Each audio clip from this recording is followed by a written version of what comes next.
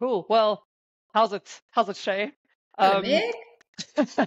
I'm excited to do this because after our podcast that we did on my business of Vibe, we kind of put our heads together, and I suggested that we do a regular, maybe quarterly feature. Maybe we can see if it develops into something more. Anyone listening can probably comment to tell us whether this was a good idea or not, because as per our discussions, we both tend to wing it, and not all of my ideas have panned out like I thought they were going to. So I'm sure that you can feel that pain as well. Totally. So But yeah, if nothing ventured, nothing gained. So here we are. exactly. And we had Here so we much are. to talk about last time. So, I think we need Yeah. more of a platform. Definitely. And I mean, the freelance community is growing, and there's a lot to speak about in terms of freelancing. So if we can provide some sort of illumination on various aspects, then all the better for it. I mean, you've written the book on freelancing quite literally, so I'm sure that you will have more to contribute than I, but I will chip in with my 2 cents from time to time. So Well, the only way you learn is by doing, and we're both doing. And, everyone's got a different experience and no one's cracked it. So I think that's the value of these kind of conversations. yeah, and maybe just as a disclaimer, we need to just say that while we're providing actionable insight and advice, I mean, I'm speaking for myself. I'm definitely not an expert. I still make a ton of mistakes. I still Mhm. piss clients off, and I still have to find clients. And we ran that poll on LinkedIn, and obviously finding clients is the biggest issue that came up on that poll, that freelancers seem to struggle with. But I still struggle to find clients as well. So yeah, let's muddle through together, I Mm. suppose. I don't think there's anything like a silver bullet that we're going to discover, but maybe between the two of us and people putting their own flavor on it, they can find it a little bit easier. Totally. Yeah. So I think, everyone has got different things that work for them. And it's a case of trying different things, seeing what works for you at that moment. You might have to mix it up. So being open and flexible to trying new things in different ways. So yeah, hopefully from what we have to share, people will get some ideas about how to implement that in their own business. Yeah. So let's dive in, because there's different ways of finding clients for different sections of your freelancing journey. I mean, if you're just getting into it, you're going to have a very different experience in trying to find clients versus, you've been established. Like you and I we've both, I think you're 6 years, I've 5 years in. So finding clients, I'm definitely not using the same techniques that I was using when I started. So I don't know. I know that your journey was quite different from mine because you kind of eased your way in. You were freelancing while you were working full time. I changed careers. I mean, I moved into writing out of I don't know what I was thinking, but I mean, I wasn't doing that before, and I kind of cut over. I changed industries, and I went from full-time corporate employment into freelance writing straight off the bat. So our journeys are quite different. I don't know if you want to maybe just kick us off and kind of tell the people that are kind of easing their way in how you did it.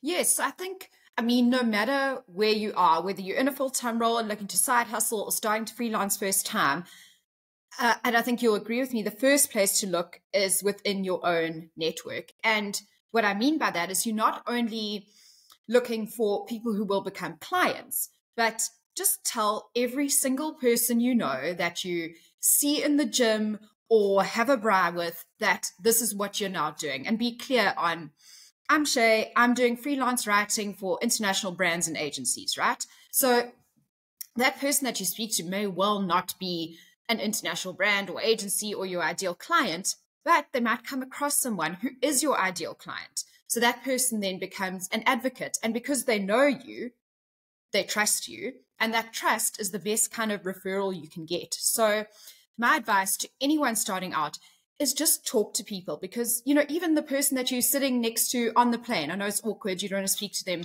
for as many hours as you're on the plane, but you would be the worst person in the world for me to sit next to on a plane. I'm like, put my earphones on immediately. I'm like, if I had those business class things that can like separate us, I would separate us immediately. Don't worry, we know not to bother your kind, but don't be ashamed that you're just starting out, and don't be shy, because that's where my business really started off, was by people who I already knew. And in fact, I actually started off consulting as well for my company that I was working full time at. So, you know, don't look past those kind of options too. So really start with your network. And, you know, even if you've been established for a while, does everyone that you know what you're doing? I know not everyone wants to talk about work all the time, and fair enough, but you're closing the door to that whole spider web of people that they know. So that's definitely my first starting point. Yeah.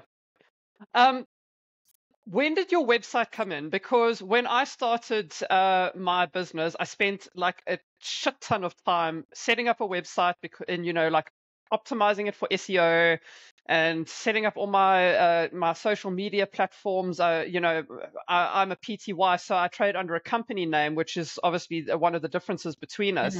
But I spent a lot of time setting up Facebook pages and Instagram accounts and creating content and that kind of thing. But I mean, now 5 years in, I still don't get that much business off of my Google, my business. I get the odd decent clients off of my website, but a lot of them are time wasters. So when you're setting up a business, people are like, oh, get your website sorted out and all that kind of thing. I don't know if maybe right at the beginning, my focus was too much on the digital aspect of it and not enough networking, because essentially what it boils down to, if I'm understanding you correctly, is networking. Yes. So I was the opposite of you. So I only built a website, I think last year, maybe the year before. And my website, it is evolving, but it's more of a handy portfolio, somewhere to send people. You know, it's a source of credibility. I don't regret building a website, but I always say to people, don't wait for a website. You know, it can become a distraction to set up all those digital platforms, and you don't know who you're talking to or where your business is going or how it's going to evolve, when actually, you know, your best business comes from that network. And, you know, that network grows the longer you've been in the business and the more clients you get and. So, I mean, I work in SEO. I do a lot of SEO. I didn't even bother with my own website because I figured maybe it's short-sighted of me. But I kind of thought, you know, there's so much competition out there. What are the chances of my website getting found?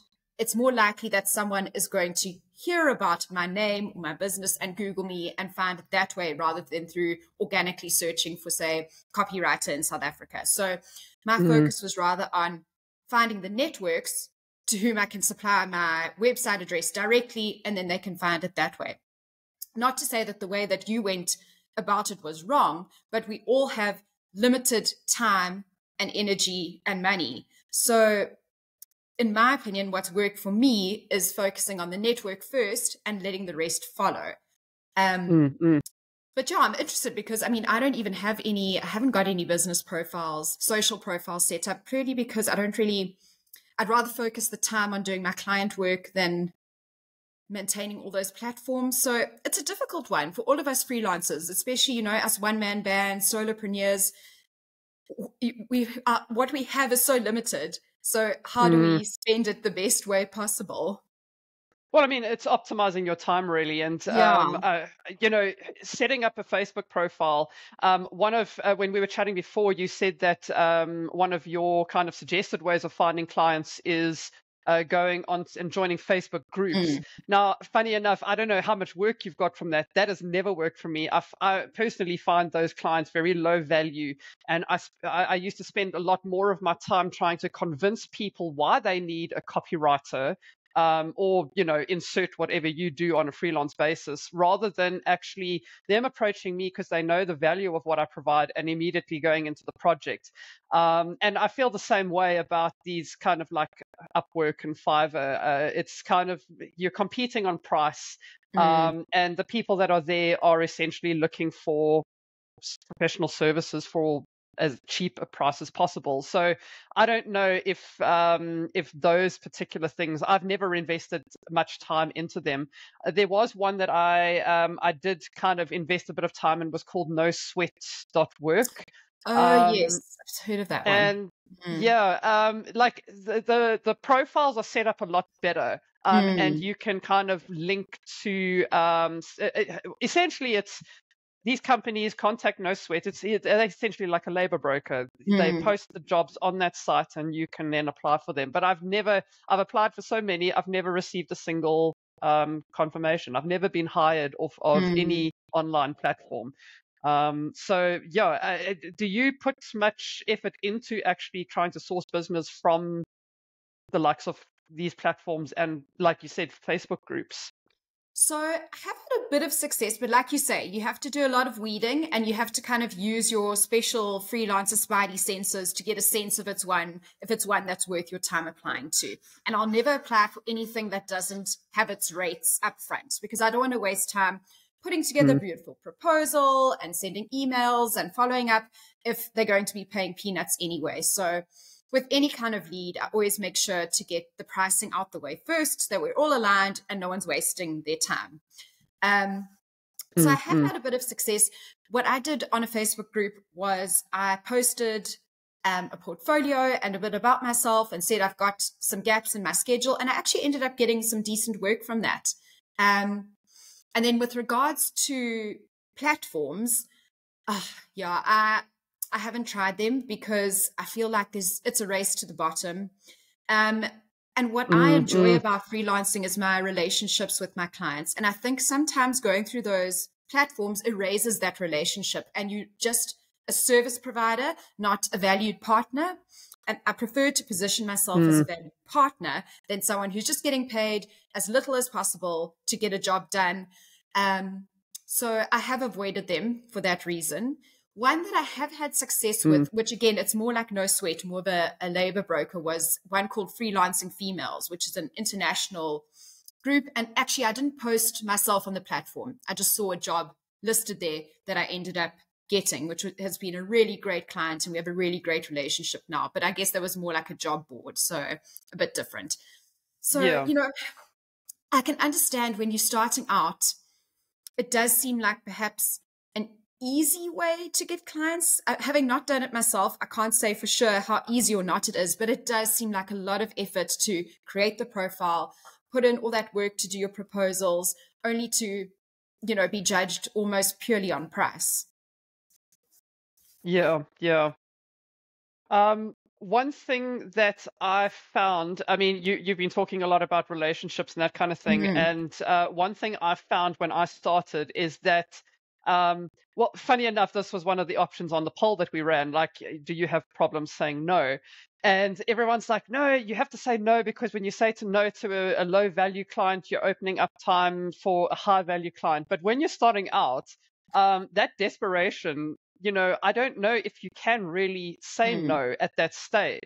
I certainly didn't. I mean, I started writing about all kinds of weird, like male fertility, and I've done, descriptions for some perfume brand, which that particular project wanted to make me stab my own eyes out. But it's firstly, if you don't have a client, any client is better than no client. Yes. And at least you are setting yourself up and creating a little bit of a portfolio that you can say, okay, like I have written for perfume brands, so I can write for whatever is related. I can write for your shampoo, so I don't know, how do you feel about saying no? And I'm speaking specifically now from you've just gone into freelancing, you're looking to get a base of clients. How did you kind of deal with that? Did you say no a lot in the beginning?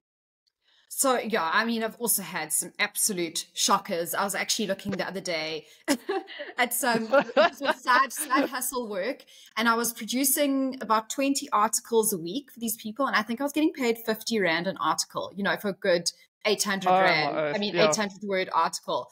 Jeez. Nowadays I charge a hell of a lot more than that. But yeah, you have to, and that. So yes, there is something to be said for that something's better than nothing in order to build your portfolio. But Mm. my caution is don't let that sap all your energy and all your time. So if you are spending 8 hours a day on that work that's paying you peanuts, where are you going to find the time to find better clients? So, take on those sort of peanut paying prospects if you have to, but make sure that you're still putting in the time and effort to use that work to find better clients. So I think that would be my caution, is don't let it take up all your time. Yeah. Now, you mentioned rates, and I want to just pick up on that. I know this is kind of beyond the scope of finding clients, and it's a whole different podcast on its own.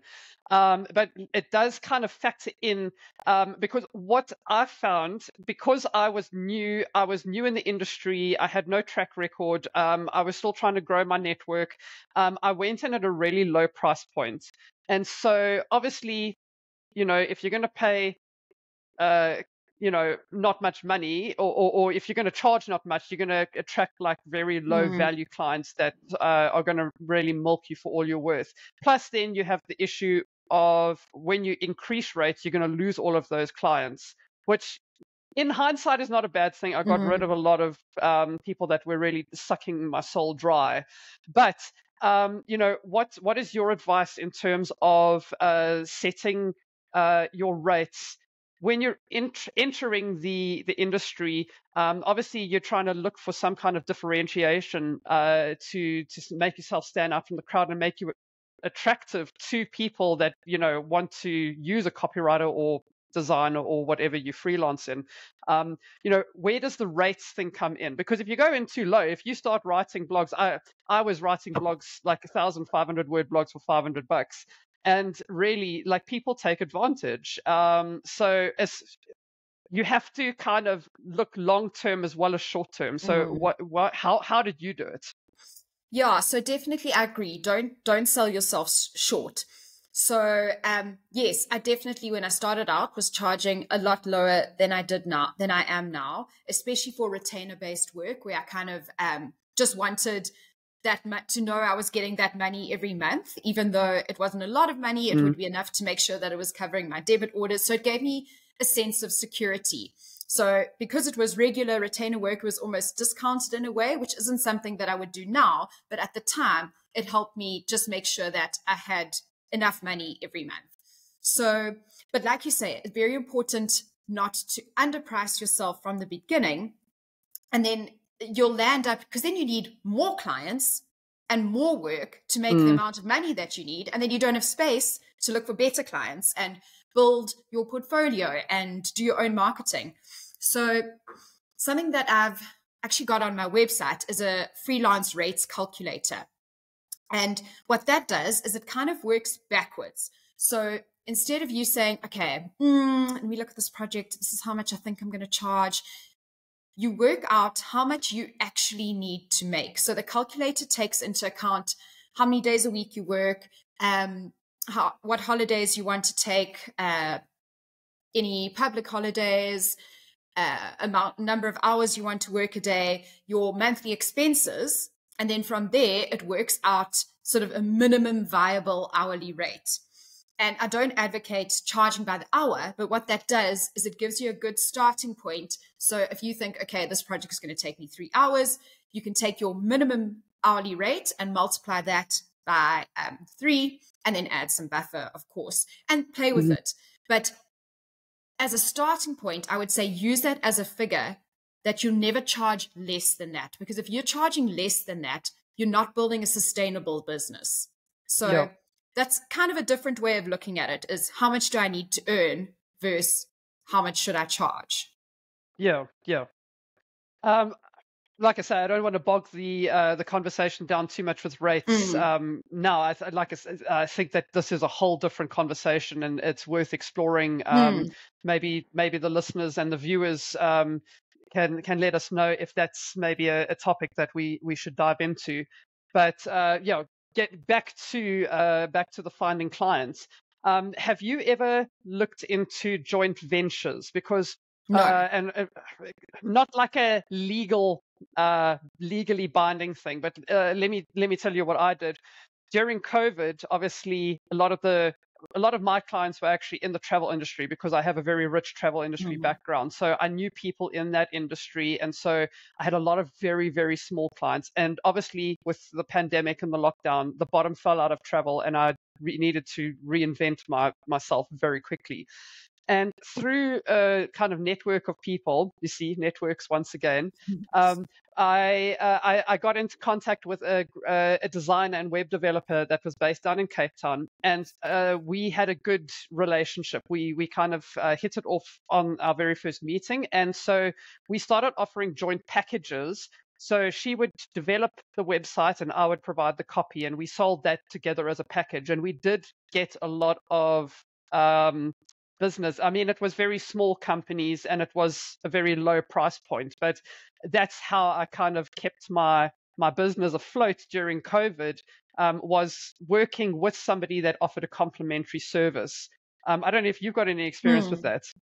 Yes, very similar. So we haven't done it, formally as a joint venture, but I've got a web developer friend and she sends all her clients to me to clean up their copy because it makes her job easier too, because I know how to lay it out for her so that it works the web. It's not just reams and reams of copy. So, and it's great. So yeah, we together, and then, likewise, if someone comes to me and they need a website, I'll refer them to her. So I think those kind of partnerships are so powerful in the freelance world. And that's why also I really believe that your fellow freelancers are not your competition. And I think we've spoken about this, they're actually a community that you can lean on. I mean, there's also been a lot of times where someone's approached me with a job and I said, that's not quite right for me. Let me refer you to so-and-so who I know will be excellent. So I think also growing your community, your network again of freelancers can be really powerful for those kind of ventures.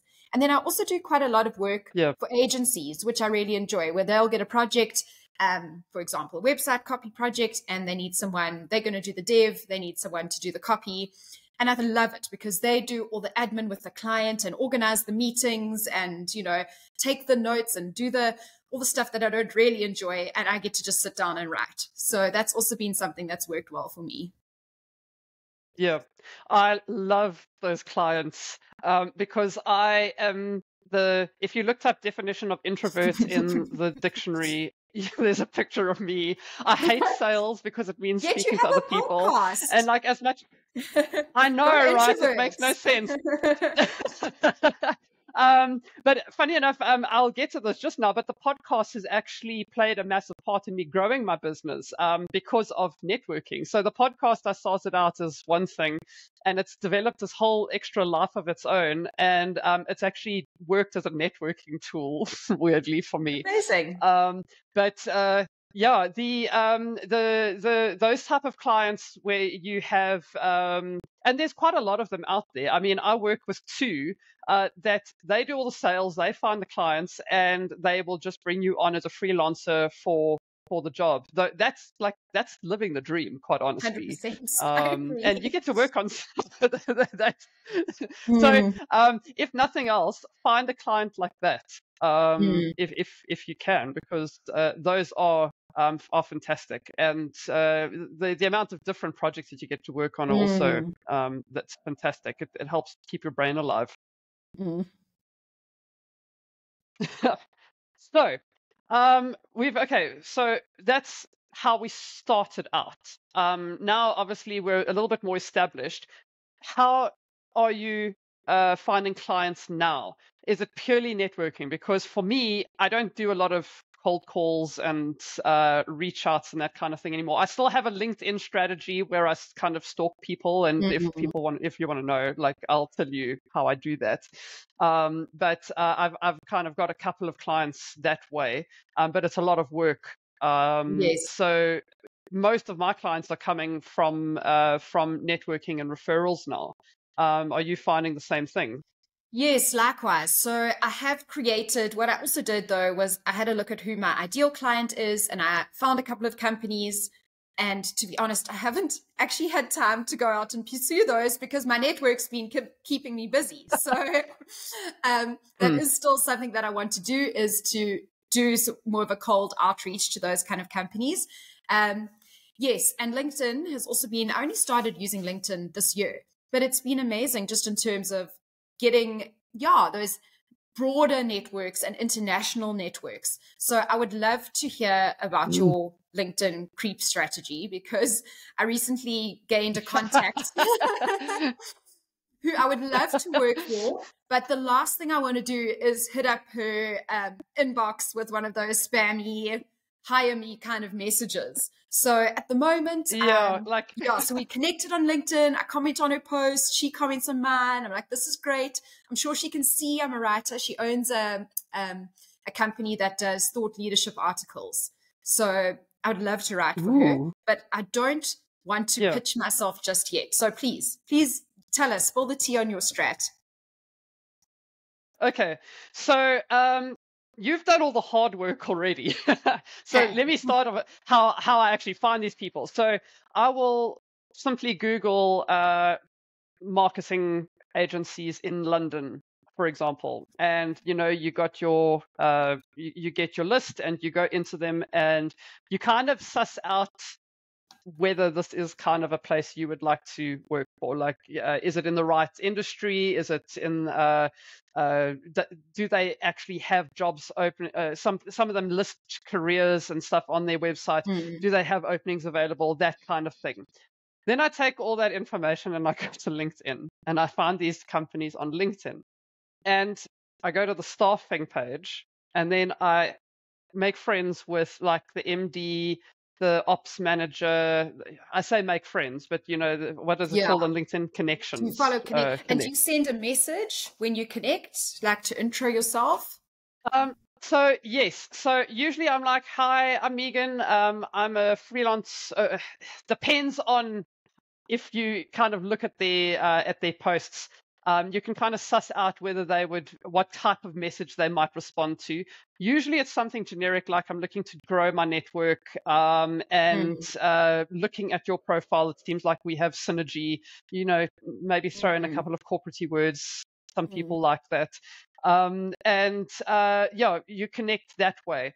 Then do what you do, comment on posts, make sure that they see you, so that because what I think the stat is online that you have to have something like 10 or 20 touch points before you even notice the person.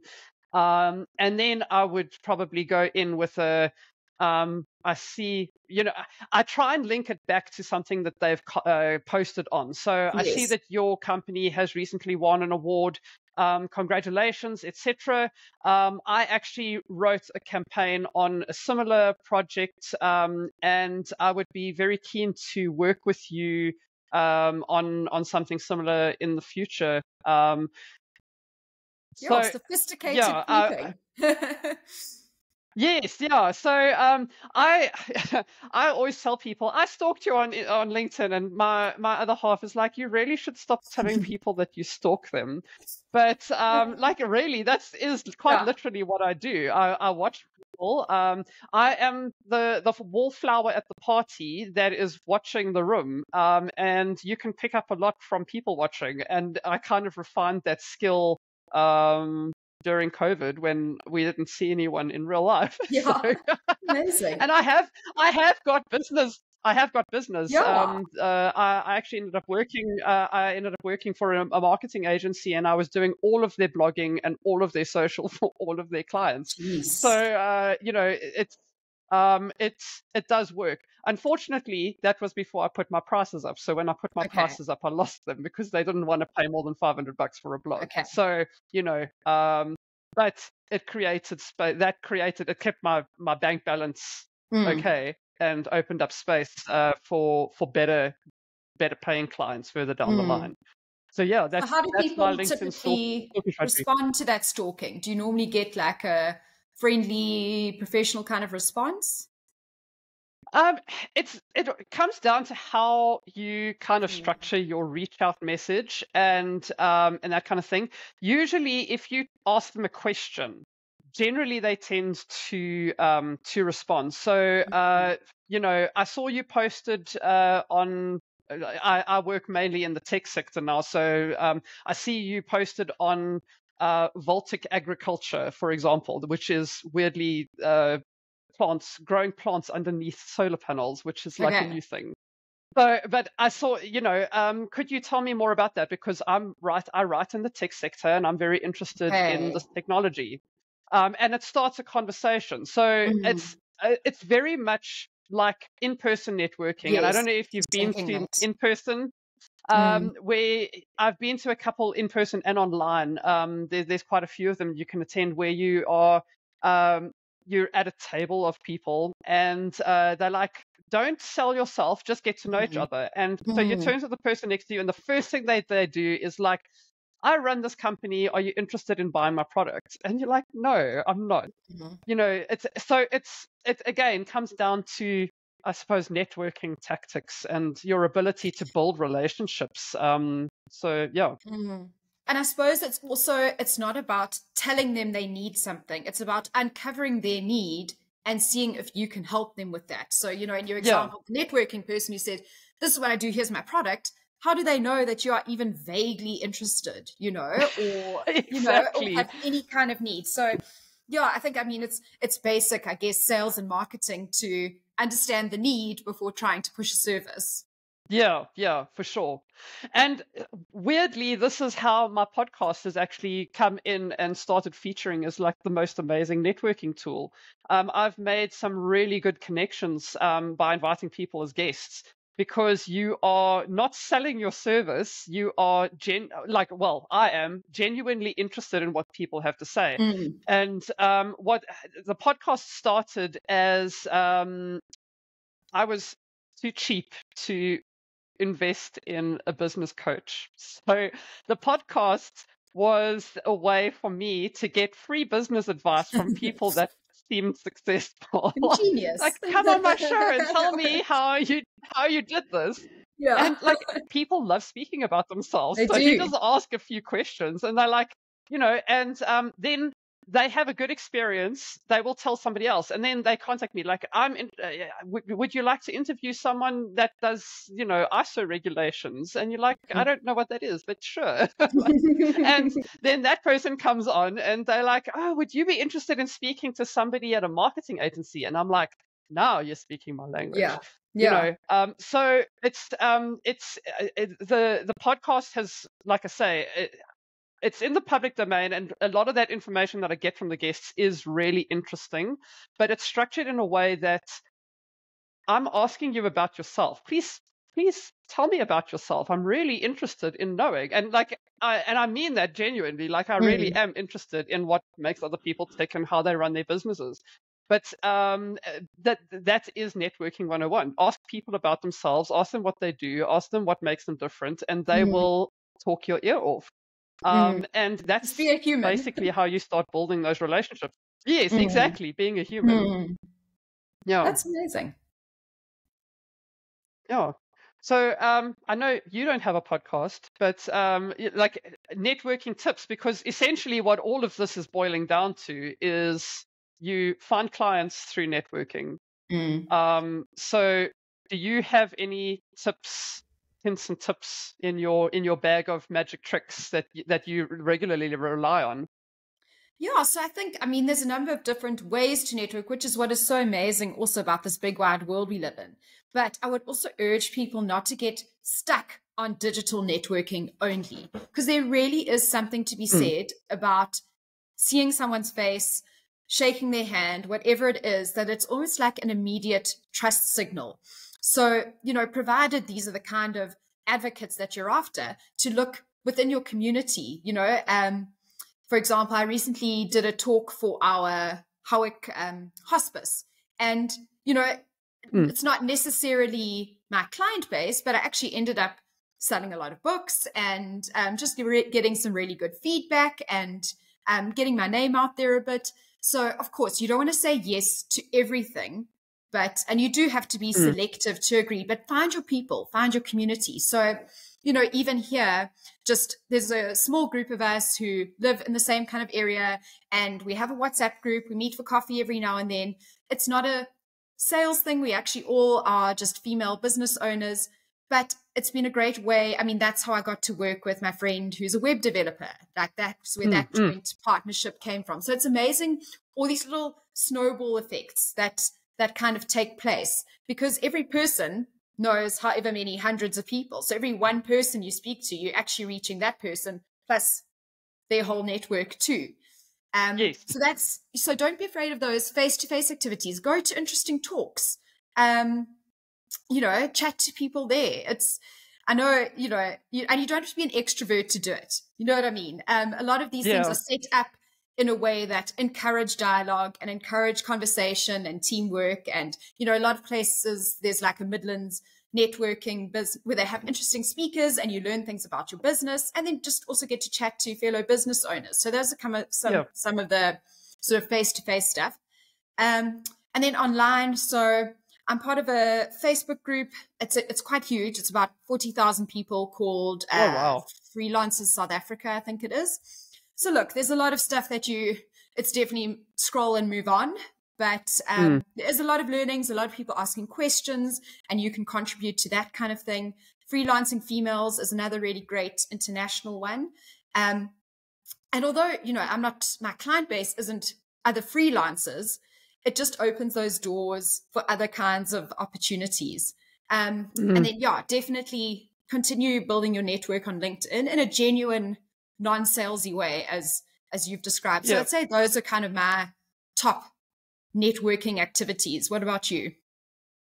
LinkedIn has been a good one for me. But I don't know, I love LinkedIn. It's really the only social media that I invest much time in. But I have seen there's definitely a decline in the type of content that's being posted. I think people that are tired of Facebook are going on LinkedIn and posting the same stuff on LinkedIn, because there's definitely been a decline in the quality of the posts. But right now, LinkedIn is still the top one for online. If you can, there's obviously paid options and free options. Because I'm the biggest cheapskate in the world, I always try and go for the cheap no pay options. But try and find like little small community networking groups. In our area, Hirsch's used to have like a networking morning every 2 weeks. And then they would ask one of the attendees to actually do a presentation, and they'd get like a guest speaker in. So I don't actually know if those have been running since COVID, but there are a lot of like almost underground networking things happening. You just have to, you have to kind of suss out where to find them. But once you do, you can definitely find people that you have synergy with, and generally, once you've built that relationship, they will then refer you. I did get a fair amount of business out of the Hirsch group. The podcast obviously is my major networking tool. And then, I've attended all kinds of online and offline networking events. Everything from the NSBC, which is the National Small Business Chamber. I don't know if they still got a digital one. I know they've got an in-person one at the moment. And then you've got groups like BNI, Business Network International. And personally, that wasn't my vibe. It was a little bit too rah-rah for me. But I mean, if you go to one of the free meetings, because as a guest, I think you can attend 2 or 3 meetings for free before they make you join. I mean, there's so much business referral between members of those groups. It's insane. I mean, like the stats are in the millions of rands. So networking. And just kind of like an aside to that, when you are working for somebody, whether it's a one-man band or a company, I've found if you make, like as a writer, if you make friends with the traffic person or the ops manager, like if they leave and move on, they tend to remember you. So, Point. that is like kind of blur that line. Be careful how you do it though, but blur that line between professional and personal. Like I am really bad at people's names, but I'm really good at remembering people's dogs. So if like one of the ops managers that I work with, we were chatting the other day. I've got a dog she's a geriatric granny, and at the moment she's refusing to eat unless I feed her with a teaspoon. So I was telling this ops manager about it, and yesterday out of the blue I got a picture of her brown lab, and she's like, "Look, mine's also now." So it's like stupid little things like that kind of add to the relationship and make you rememberable, because I think that is, as a freelancer, you're not seeing these people every single day. You're not going into the office. You are working on a project and then you disappear. So if you can make yourself memorable in some way, you're kind of already separating yourself from the masses and making sure that people that you're top of mind when they need a freelancer. Definitely. I'm so on board of that. And I mean, you'll know from the travel industry, it's all about delighting. So, I could go to the hotel, I've read the reviews, I know what to expect, I know the kind of experience I'm going to have. But if someone does something above and beyond, it's that wow factor. And the wow factor is what makes you tell a friend, So in the same way with your work, what can you do? And it doesn't have to take a lot of time or cost you any money, but what can you do to make your client's life that much easier or that much better, or, something that they would want to tell someone else about, and maybe that's more business for you. So always look for those little opportunities to just go above and beyond.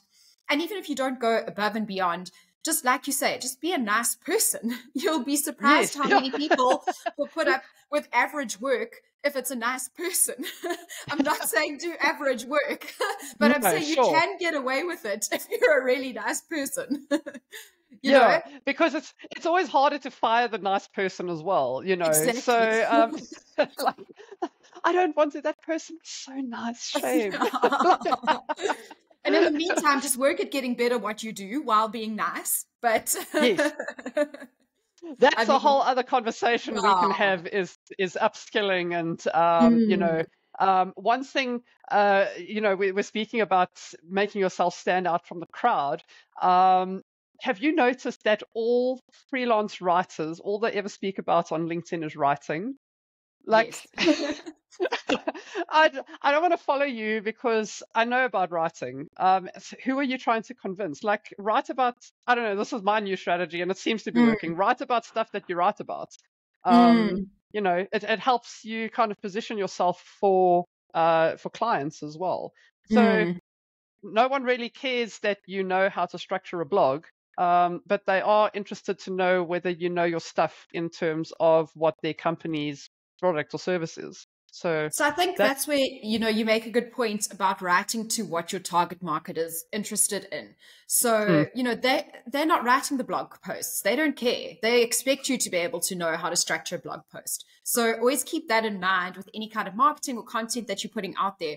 So for me, it's a little bit different because my LinkedIn, I kind of started actually to promote my book. So my LinkedIn is a lot more, my focus is, would a fellow freelancer find this post helpful? So it's actually not so much targeting my client base as my sort of audience for the book. But that being said, I've still had a number of, previous connections, prospects reach out as a result of me posting on LinkedIn. Even though they haven't liked or commented on any post, they say, oh, I've seen you've been active on LinkedIn. So just remember also that, just because your content isn't necessarily being engaged with, it doesn't mean that it's not being seen. Sorry, that totally took a roundabout turn there with what I was saying, but both points make sense. I am the worst podcast host in the world because I a lot, I a lot, and I process my thoughts by speaking. So I go on these really round the world trips to get to the point. So that was really succinct to me. Well, whoever's here is still listening to both of us. So, 45 minutes in, so we can't be that awful. Yeah. Look, I mean, I think that there's a lot to be said about, branding and marketing yourself and like target audiences. I mean, these are all subjects that we can dive into. Mm. Yeah, let's maybe round off this conversation. Yeah, what is your takeaway point? Like, if somebody had to press stop right now and walk away to find a client, what would your uh, tweet be? Like, how do you, after Mm. all we've discussed, how do you find a client? I think leverage your network. I think Yeah. that's kind of where most of our conversations have actually landed up is, whether it's been a very direct way of going about it, a more indirect way, it's all about those networks and trust. Mm. Yeah, ditto. It's all about who you know. It really is, and unfortunately, that's the way the world works. But it's who you know, and make sure that they know you. Be Yes, a lacquer person to work with, and that's immediately going to put you top of mind for the next project they've got. agree. Cool. So yeah, I think that went quite well. This is obviously the little pilot tester. But if there are any people still listening or watching at this stage, please pop in the comments whether this was useful, if you found it useful, and if so, I think we discussed maybe doing this as a quarterly thing, but maybe people want it more often. They don't want it at all anymore. Please give us your feedback. And if you do want to hear, tell us in the comments what you'd like us to chat about next. And also any other questions about finding clients or anything based on what we've said today that you'd like us to dig into. Yeah, I think important for both of us is that this is the listeners' platform, not our own. We're here to help. Sure. So don't be shy to ask those questions and demand of us what you need. Yes. And well, I mean, I'm sure you are as well. I'm super transparent. If I don't know something, I will try and find out for you. All I can do is provide context from my own lived experience. So, hopefully what I've been through and what you've been through is helpful to somebody else going through the same thing. So, yeah. Awesome. Let Thanks, us make Shea. the mistakes for you. This has been fun. I really hope that we get to do it again. Me too. I wait with bated breath for the response from the audience. Awesome. Thanks so much, Megan. Hopefully chat soon. Bye.